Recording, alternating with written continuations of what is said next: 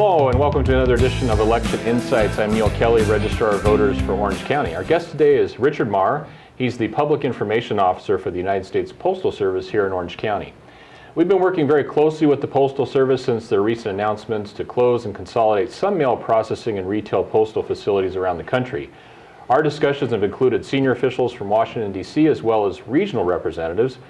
Nationwide, the larger impacts appear to be with mail processing centers, but I'm sure, Richard, you'll kind of fill us in on a little bit of that when we get to that. And we're actually happy here in Orange County that we're not facing any closures, and so that's good news for us. So, Richard, welcome. Well, thank you. Pleasure to be here. Thanks for being with us. So my first question is, right out of the gate for Orange County, what are some of the proposed changes? Well, for Orange County, we're very fortunate. The only changes we have is more mail coming into Orange County. So as far as mail processing goes, there won't be any relocation of mail processing in Orange County for our residents here. So you have increased volume that will be coming into, what, Santa Ana and Anaheim? Right. We have a plant in the City of Industry that we are proposing moving their mail processing operation into Santa Ana and into Anaheim. But all the Orange County operations will remain in Santa Ana. Now and I've talked about this earlier, we have, I think, a great partnership with the post office, and we work very closely with you. And, we're going to be mailing out probably close to 700,000 ballots for the upcoming election. What kind of changes are we going to see on the outbound side, going out to voters? Well, first of all, that's good news that we're getting 100,000 pieces of mail coming in. There really won't be any changes, as far as the mail going out and being delivered. As I said, Orange County will pretty much remain the same here, and we do not anticipate any problems whatsoever in getting election materials delivered. Great, good. I think part of the concern maybe for voters is, from a retail standpoint, are there closures in their neighborhood that might be affected? We do not anticipate any closures in the neighborhood. Right now, we are under a moratorium until May 15th, where we will not close any postal retail facilities.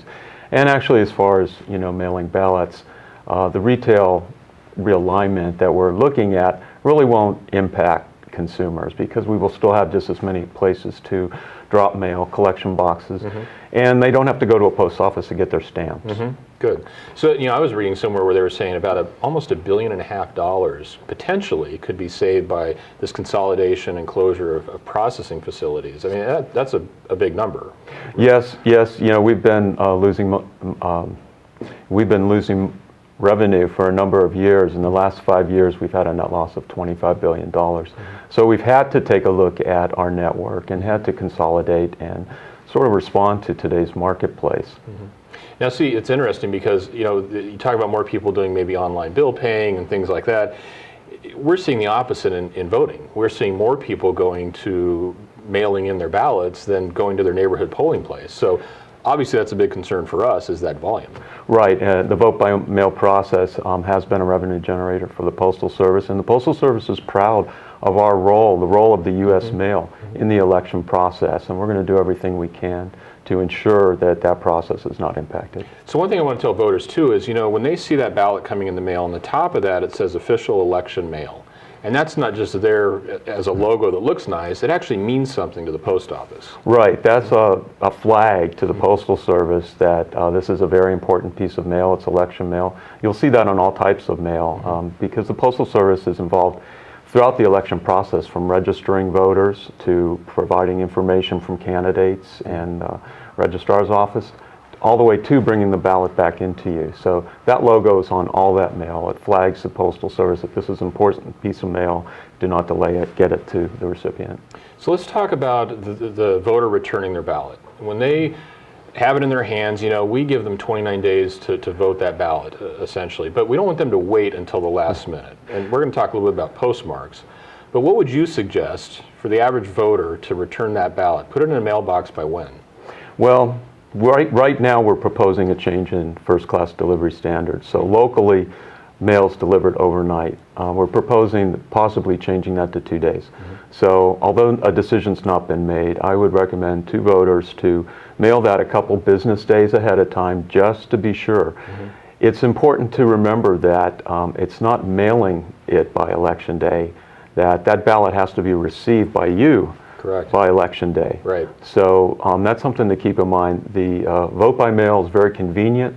It allows citizens to take their time and study the issues, vote in the comfort of their own home, but it does have to be mailed ahead of time before Election Day. Right, and that's a very good point. I think a lot of people think of, like their taxes, they're going to be able to postmark that piece, but it's the opposite on ballots. Right. And what I tell people too is if you run up against the wall, you can't mail that on Monday because that's in danger of not getting to us in time. Go to your neighborhood polling place, give it to the poll worker, they can put it right in the ballot box. Right. So it saves time. Right.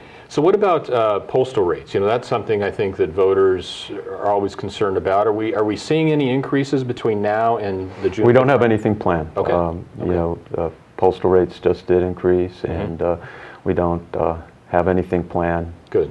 Before November. So voters should be able to count on before November. Before November? Right. We don't have anything planned. Oh, excellent. Good. Okay. Good. At all. So. Now, real quick on sample ballots. We mail those out, and they're flat pieces. You talked a little bit about service impacts on first-class potential. What about those flats, those nonprofit pieces? Standard pieces, there will be no changes. Okay.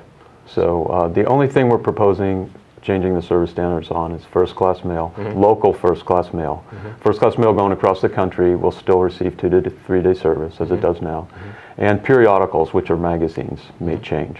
But there'll be no changes to standard mail, no changes to any of our package services like priority mail, express mail. Good. Those will all stay the same. Great. And then part of my last question is weekends. You've talked a little bit about Saturday closures, and what's the word on that now? Well, that's still on the table to end Saturday delivery of first-class letter mail.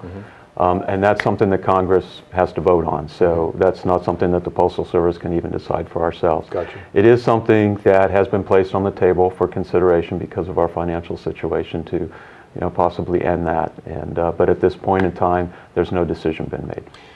So Richard, when you think about the volume that we're generating, as one customer for you, it's about almost 3.2 million pieces. If you think about the outbound and the inbound of everything we're mailing, where do we fit in the grand scheme of things for volume in the county? I'm just curious.